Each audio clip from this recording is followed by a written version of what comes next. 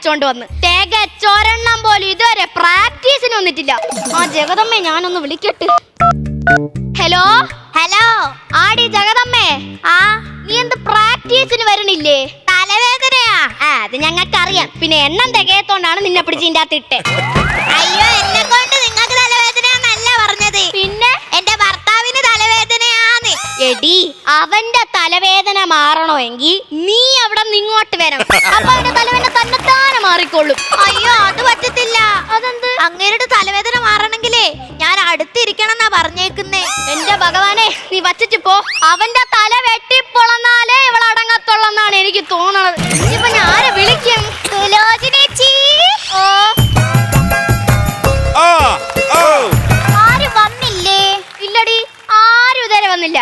പക്ഷേ എല്ലാത്തിനും വരുത്താനുള്ള ഐഡിയ ഒക്കെ എന്റെ കയ്യിലുണ്ട്. അതെന്താ? എടി, നമ്മുടെ വാട്സാപ്പ് ഗ്രൂപ്പില്ലേ, അതിലൊരു വോയിസ് ഇട്ടാലോ എന്ന് ഞാൻ ആലോചിക്കുക. നമ്മുടെ സാവിത്രിയിലെ തെക്കേ പുറത്തെ അവളെ മോള് ഒരു ബംഗാളിയുടെ ഒളിച്ചോടിപ്പോയി. ബാക്കി കഥ എന്താണെന്ന് അറിയണമെങ്കിൽ 10 മിനിറ്റിനുള്ളിൽ ഇവിടെ എത്തിയ കഥയും പറഞ്ഞു തരും.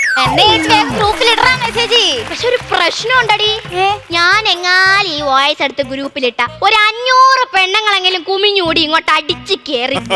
ബാക്കിയുള്ളതിനെയൊക്കെ ഞാൻ എങ്ങനെ പറഞ്ഞു വിടാനാണ്? ചേച്ചി, എന്താ മതിലൊരു തേങ്ങ പൊതിച്ചു കിടക്കുന്നു? അത് പൊതിച്ച തേങ്ങയല്ലടി. പിന്നെ അപ്പുറത്തെ വീട്ടിലെ രമണിയില്ലേ, ആ രമണിയുടെ ഭർത്താവ് കോവളം പ്രസാദ് ഇവിടെ തിരുവാരി നടക്കണുണ്ടെന്നും പറഞ്ഞോണ്ട് എത്തി നോക്കണയാണ്. അതൊക്കെ പോട്ടെ. ചേച്ചി മീൻ വളർത്തുന്നുണ്ടാ?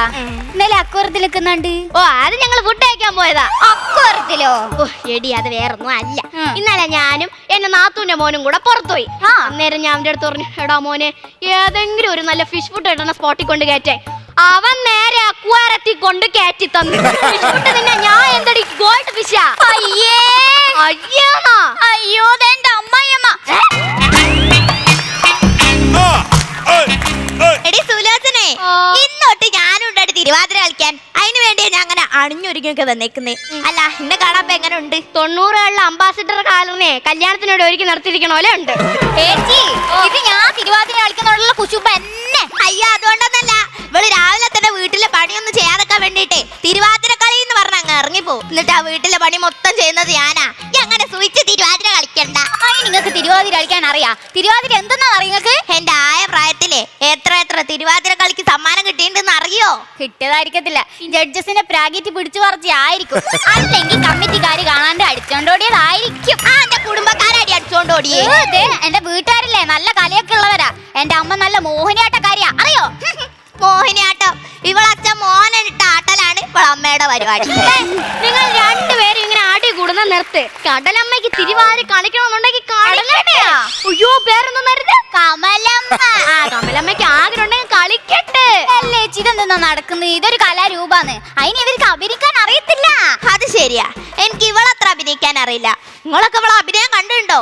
എന്നോടൊരു അഭിനയം അഭിനയിക്കും, എന്നിട്ട് എന്റെ മോനോട് വേറൊരു അഭിനയം, ഇവിടെ വീട്ടുകാർ വരുമ്പോ മറ്റൊരു അഭിനയം, പിന്നെ ഈ നാട്ടുകാരൊക്കെ എടുത്തേ ഒരു സ്പെഷ്യൽ അഭിനയ. ഇങ്ങനത്തെ അഭിനയം ഒന്നും എന്തായാലും അറിയില്ലേ?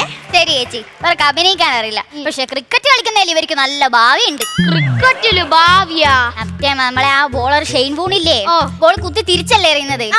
ഷെയ്ൻ വൂൺ ഒന്നും അല്ല, അതിനെക്കാട്ടും വലിയ കുത്തിത്തിരിപ്പ് ഈ തള്ള.